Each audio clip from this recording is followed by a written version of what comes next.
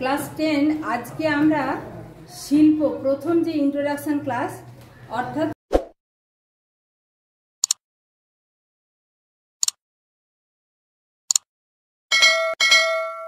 সেখানে শিল্প কাকে বলে, আমাদের কোন কোন শিল্পগুলো পড়তে হবে এবং শিল্পের শ্রেণীবিভাগ, শিল্প গড়ে ওঠার জন্য অনুকূল ভৌগোলিক পরিবেশ, এই সমস্ত ব্যাপারগুলো আলোচনা করব। প্রথমেই বলি শিল্প কাকে বলে। আমরা এর আগের চ্যাপ্টারে কি পড়ে এসেছি? কৃষিজ ফসল। কৃষিজ ফসল কি কি পড়েছি একটুখানি নামগুলো বলে দে।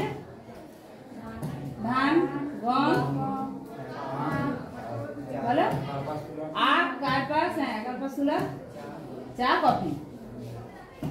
এই কৃষিজ দ্রব্যকে অন্য দ্রব্যে রূপান্তর। যেমন ধর আমরা আখ পড়েছি, আমরা জানি কি আখের রস থেকে কি তৈরি হয়? চিনি। তাহলে এই যে দ্রব্যটা পুরোপুরি পরিবর্তিত হলো, এটা মানুষের শ্রম এবং যন্ত্রের ফলে। এই যে উৎপাদিত দ্রব্য, এই দ্রব্য উৎপাদনের প্রক্রিয়াটাই হচ্ছে শিল্প। সেই রকম খনি ভিত্তিক আকরিক লোহা মাটির তলা থেকে তোলা হয়। চলে তারপরে অন্যান্য যে খনিজগুলো মাটি থেকে তোলা হয় তার মধ্যে কি কি আছে? চুনা পাথর আছে, ম্যাঙ্গানিজ আছে, ডলোমাইট আছে, অ্যালুমিনিয়াম আছে। এইগুলোকে বেস করেও শিল্প হয়। তো আমরা আজকে ধর আমরা কি কি ইউজ করছি? আমরা জামা কাপড় পরছি, তুলা থেকে বস্ত্র উৎপাদিত হয়, তুলা থেকে হয় সুতা, সুতা থেকে হয় বস্ত্র। আমরা যে কাগজ, আমাদের হাতে যে বই খাতা আছে, এটা কি নরম ঘাস বা সাবাইকা। তো তখন আসিসনি কেন? চলে তাড়াতাড়ি। এইসব থেকে কি তৈরি হয়? কাগজ তৈরি হয়। সামনে এসে বস।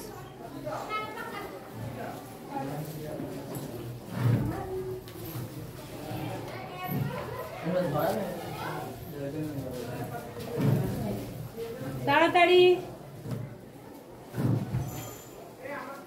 আমরা প্রথমেই যেটা আলোচনা করব সেটা শিল্প স্থাপনের অনুকূল পরিবেশ।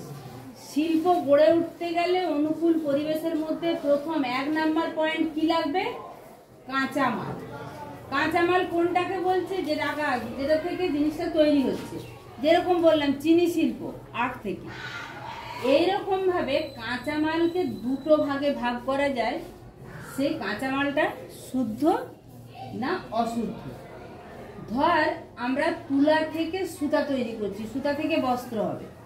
তুলায় কি অনেক জিনিস বেশি বাদ পড়ে যাবে, নাকি লোহা মাটি থেকে যে তোলা হলো সেখান থেকে যখন ইস্পাত তৈরি করা হবে, ওই লোহার সঙ্গে অনেক কিছু জিনিস, মানে যখন মাটি থেকে তোলা হচ্ছে একদম খাঁটি লোহাটা তো আলাদা করে তোলা সম্ভব হচ্ছে? সেই যে জিনিসটা তোলা হচ্ছে, কোন কাঁচামালটার ক্ষেত্রে বেশি জিনিস বাদ পড়বে? লোহার ক্ষেত্রে না তুলার ক্ষেত্রে? লোহার ক্ষেত্রে অনেক বেশি জিনিস, মানে বাতিল জিনিস তার সঙ্গে যোগ হয়ে আছে। এগুলোকে বলছে কি? অশুদ্ধ বা অবিশুদ্ধ। আর বিশুদ্ধ কোনটা? কার্পাস তুলা।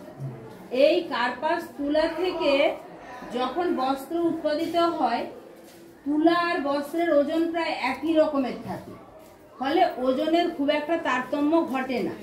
কিসের ওজনে? না, এখানে একটা জিনিস আছে পণ্য সূচক বা দ্রব্য সূচক পড়তে হবে। পণ্য সূচক কাকে বলে? না, দুটো জিনিসের অনুপাত। একটা হচ্ছে কাঁচা মাল আর ডিভাইডেড বাই করে নিচে উৎপাদিত দ্রব্য, এটাই হচ্ছে দ্রব্য সূচক।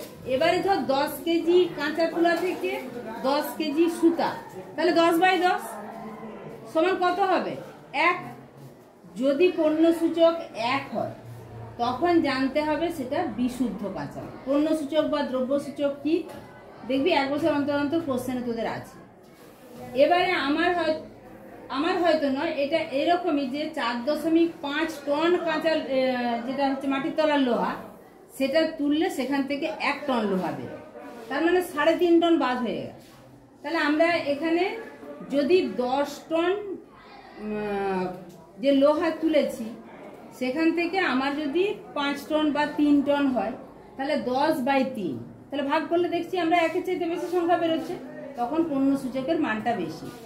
তাহলে এখান থেকে আমরা অনেকগুলো কোশ্চেন পেলাম। পণ্য সূচক বা দ্রব্য সূচক কি বললে লিখতে পারবি? কোনটা বাই কোনটা কে বলতে পারবি?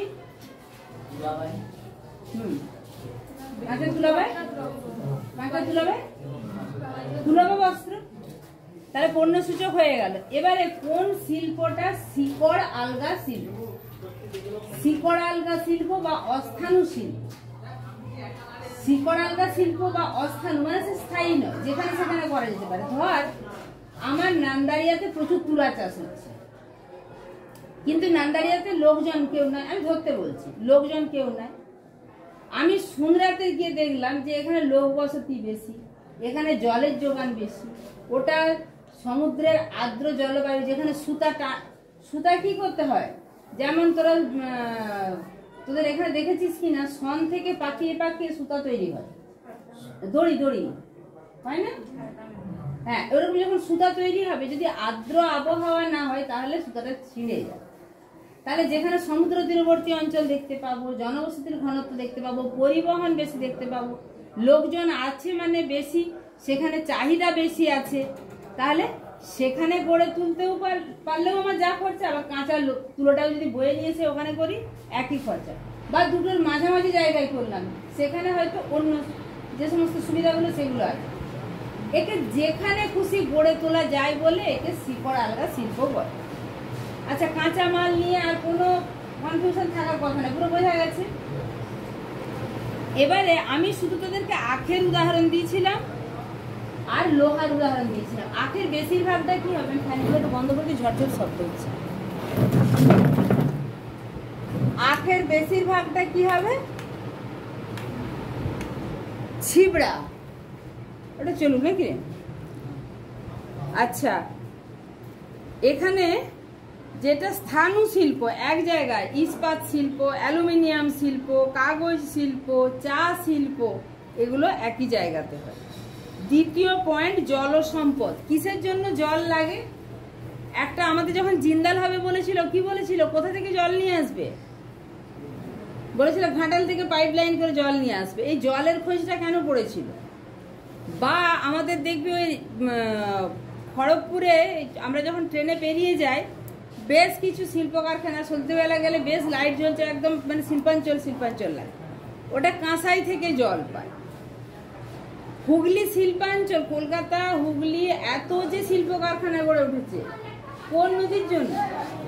গঙ্গা নদীর জন্য। এছাড়া আমরা যদি দেখি দামোদর নদী উপত্যকা পরিকল্পনায়, যে কথা বলছিস বাইরে গিয়ে কথা বলবি, যে বাঁধগুলো আছে, কি কি আছে, বরাকর, মাইথন, তিলাইয়া, পাঞ্চেত, এই বাঁধগুলোয় জল ধরে রাখা হয়, সময় মতো ছাড়া হয়। যে জলে যেমন মাছ চাষ হয়, ওই জল থেকে জলবিদ্যুৎও উৎপাদিত হয়। ফলে কি না, জলটা লাগবে। এবার জলটা কেন লাগবে? ওখানে তো কলকারখানায় বেশ কিছু শ্রমিক কাজ করছে, শ্রমিকদের নিত্য প্রয়োজনীয় কাজ, তাদের ওয়াটার সাপ্লাই দিতে হবে কিনা। এছাড়া ওখানে যে চুল্লি, তাকে মাঝে মধ্যে রেস্ট দিতে হয়। এবার যেহেতু শিফটিং এর কাজ হয়, যাতে একদম মেশিনটা পুরোপুরি নষ্ট হয়, তাকে ঠান্ডা করার জন্য জল লাগে। তাছাড়া ব্লিচিং এর কাজ, এই যে আমরা বলছি ঘাস থেকে কাগজ হচ্ছে, ডাইং এর কাজ, কাঁচামাল পরিশ্রুতকরণ ইত্যাদি কাজে প্রচুর জল লাগে। 3 নম্বর পয়েন্ট, শক্তি সম্পদ। আমি এতগুলো কথা বলে দিলাম, মেশিন চালাবো বা মানে শ্রমিকরা বসবাস করবে, তাদের তো ইলেকট্রিসিটি সাপ্লাইটা দরকার। ওখানে শ্রমিকদের যেমন দরকার, কলকারখানা চালাতে দরকার।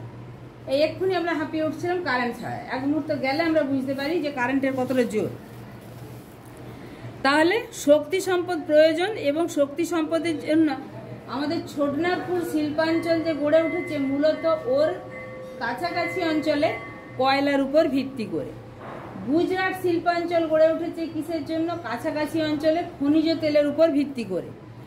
ডিব্রুগড় তাপবিদ্যুৎ কেন্দ্রের উপর ভিত্তি করেই আসামের চা শিল্প গড়ে উঠেছে, বা চা কারখানা যেগুলো। হীরাকুদ জলবিদ্যুৎ কেন্দ্রের উপর নির্ভর করে গড়ে উঠেছে অ্যালুমিনিয়াম কারখানা। এরপরে আমরা কি কি পয়েন্ট পড়লাম? প্রথমে কাঁচামাল, 2 কি পড়লাম? জল, তিনে কি পড়লাম? শক্তি সম্পদ। চারে প্রাকৃতিক কারণের মধ্যে চারে হচ্ছে জলবায়ু।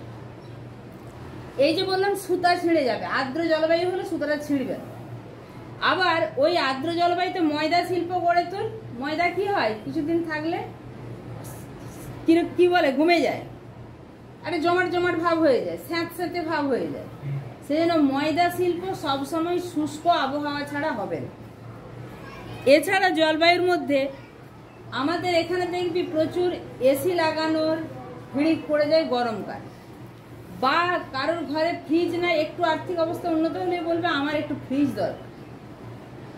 আমাদের এখানে যদি বরফ পড়তো তাহলে আমি ফ্রিজের কথা বলতাম? আর আমাদের এখানে যদি সারা জীবন গরম চলতে থাকে এরকম, আমরা কি শীতের যে উলের সোয়েটারগুলো বের করি তার কথা ভাবতাম? তাহলে ওই যে পশুর লোম থেকে যে আমাদের শীতবস্ত্রগুলো তৈরি হয় সেটা কোথায় গড়ে উঠবে? শীতল অঞ্চল। আবার যেখানে গরম বেশি সেখানে এয়ার কন্ডিশনার, রেফ্রিজারেটর, এই সমস্ত শিল্প গড়ে উঠবে। ফলে জলবায়ু একটা ফ্যাক্টর করে। অর্থনৈতিক কারণ, প্রথম পয়েন্ট পরিবহন। যদি পরিবহন না থাকে, এই যে সিঙ্গুরে শিল্পাঞ্চল হচ্ছিল ওর পাশ দিয়ে কি গেছে? দুর্গাপুর হাইওয়ে, যেখান থেকে সমস্ত ওই শিল্পাঞ্চলগুলো এবং কলকাতার যোগাযোগ আছে। যদি কাঁচামাল আনা আর উৎপাদিত দ্রব্য আমি বাজারে না পাঠাতে পারি তাহলে উৎপাদনটার কোনো মানেই হয় না। এবং তার জন্য কি প্রয়োজন? পরিবহন ব্যবস্থা উন্নত। শ্রমিক, এত কিছু কাজ করব, আসল জিনিস শ্রমিক যদি না থাকে, কলকারখানা করে দিবে কিন্তু কলটাও চালাতে সেই শ্রমিক লাগে। তাহলে শ্রমিকই হচ্ছে শিল্প তৈরি করা বা শিল্প গড়ে ওঠার মূল হাতিয়ার। সে বয়ন শিল্প মানে বস্ত্র শিল্পই বল, চামড়া শিল্পই বল, ধাতু শিল্পই বল, ইঞ্জিনিয়ারিং শিল্পই বল। এছাড়া আর একটা, আকাশ এর পরের দিন থেকে তোমার ক্লাস বয়কট হয়ে যাবে, আরে সবাই শুনছে। এটা গেল এমনি শ্রমিকের কথা, যারা শ্রম দিলেই হবে। এবারে বল, আমরা যে সফটওয়্যারগুলো ব্যবহার করছি তার জন্য কি উন্নত মেধা লাগে। এটা হচ্ছে তথ্য প্রযুক্তি শিল্প, সেখানে উন্নত মেধার শ্রমিক দরকার। বাজার, যেটা বললাম যে বাজারে যদি পৌঁছাতে না পারি, আমি কৃষিজ ফসলই বল আর শিল্পজাত দ্রব্যই বল, আমি যদি বাজারে পৌঁছাতে না পারি, আমি কাঁড়ি কাঁড়ি তৈরি যতই করে যাই, কোনো কাজে আসবে কি? ফলে বাজার অতি গুরুত্বপূর্ণ ভূমিকা পালন করে। তার মধ্যে কিছু কিছু শিল্প, যেমন আমি বললাম কার্পাস বস্ত্রবাণিজ্য শিল্পকে যেখানে খুশি করতে পারিস, তুই কাঁচ শিল্প যেখানে চাহিদা আছে সেখানেই করতে পারবি। তার উপাদানগুলো নিয়ে আসা হলো, ওই কাঁচের জিনিস আমি এখান থেকে উত্তর ভারতে হচ্ছে, দক্ষিণ ভারতে বেশি চাহিদা, দক্ষিণ ভারতে সাপ্লাই করবো, কি হবে? অর্ধেকগুলো ভেঙে যাবে। তাহলে এইগুলো হচ্ছে যেখানে তৈরি হয় সেখানে, যেখানে চাহিদা সেখানেই। আবার কিছু কিছু জিনিস সহজে পচে যায়। কি পচে যাবে? ডেয়ারি শিল্পের সবগুলো জিনিস, সে দুধ থেকেই বল, ছানা, পনির, মাছ, মাংস, ডিম, যাই বল, এগুলো দ্রুত সংরক্ষণ বা বাজারজাত করা প্রয়োজন। এরপরে যেটা দরকার সেটা হচ্ছে, এরপরে নয়, এটাই হচ্ছে সবচেয়ে আগে দরকার, সেটা হচ্ছে মূলধন। তোরা পয়েন্ট তাহলে অর্থনৈতিকের কি কি করবি? পরিবহন, শ্রমিক, বাজার, মূলধন। একদম প্রথম থেকে জমি কেনা, কারখানা স্থাপন, বিদ্যুৎ কেনা, কাঁচামাল কেনা, শ্রমিককে মজুরি দেওয়া, জলের খরচা, যন্ত্রপাতির কথা বললাম। এই টোটাল ব্যবস্থাপনাটা তৈরি করার জন্য কি দরকার? টাকা। টাকা ছাড়া এর একটা পয়েন্টও কিছু হবে না। সরকারি নীতি ও পরিকল্পনা, আমি এখানে শিল্প করব বলে ভাবলাম, আমার প্রচুর টাকা আছে, কিন্তু আমি যদি সরকার কোঅপারেট না করে তাহলে শিল্প, আমার যদি মানে সুষ্ঠু সরকারি নীতি না থাকে তাহলে কি হবে? শ্রমিকদের মধ্যে অসন্তোষ বাড়বে। তার একটা নির্দিষ্ট রুলস রেগুলেশন যদি থাকে, শ্রমিকরা এই এই চাহিদা পাওয়ার, তারা যদি পেয়ে যায় তাহলে অশান্তি কিছু। তার জন্য সরকারের তরফ থেকে একটা সুন্দর রীতি থাকা দরকার। একটু দাঁড়িয়ে যে ক্লাসটা শেষ করি। তাহলে একটা যাতে ভূমি অধিগ্রহণ, এই ব্যাপারেও সরকারি নীতি সাহায্য করবে। তাছাড়া যে ট্যাক্স বা শুল্ক, পরিকাঠামো নির্মাণ, এই সমস্ত কিছুর জন্য সরকারি নীতি ও পরিকল্পনার প্রয়োজন। এরপরে জাস্ট একটু জিনিস বলে ছেড়ে দিচ্ছি, আমাদের কী কী শিল্প আছে। বনভিত্তিক শিল্প, তার মধ্যে আছে কাগজ, রাবার, দেশলাই, প্লাইউড, আসবাবপত্র, তাছাড়া ওই যে সুন্দরবনে যেটা মধু, লাক্ষা এগুলো পাওয়া যায়। খনিজ ভিত্তিক লৌহ ইস্পাত শিল্প, অ্যালুমিনিয়াম, তামা, তেল পরিশোধন শিল্প। প্রাণীজ ভিত্তিক যেটা হচ্ছে দোহ শিল্প, যেটা ডেয়ারি শিল্প বললাম, প্যাকিং, চর্মশিল্প, পশম, রেশম শিল্প। শিল্পভিত্তিক শিল্পের মধ্যে আছে ইঞ্জিনিয়ারিং শিল্প, রাসায়নিক শিল্প, পেট্রোকেমিক্যাল শিল্প। এরপরের যে লৌহ ইস্পাত শিল্পের ক্লাসটা আমার তোরা কোন সেকশন? এই সেকশনে করে দেওয়া আছে, তাও তোরা একবার দেখে নিবি। দেখে নিলে কি হবে, আমি পরে যখন তোদেরকে পড়া ধরবো বা একটু আলোচনা করে দিলে তোদেরকে পড়া ধরলে আমার ওই জিনিসটা হয়ে যাবে। তাহলে এইটা অন্তত পক্ষে করে আসবি, ঠিক আছে?